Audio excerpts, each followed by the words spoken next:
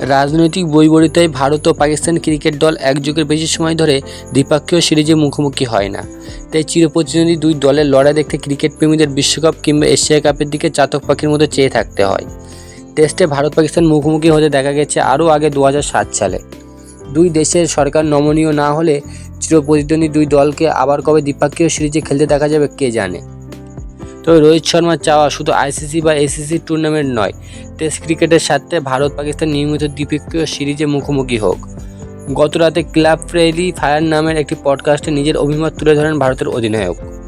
পডকাস্টে ইংল্যান্ডের সাবেক অধিনায়ক মাইকেল ভন রোহিতকে জিজ্ঞাসা করেন, তোমার কি মনে হয় না ভারত পাকিস্তান নিয়মিত মুখোমুখি হলে তা টেস্ট ক্রিকেটের জন্য চমৎকার ব্যাপার হবে?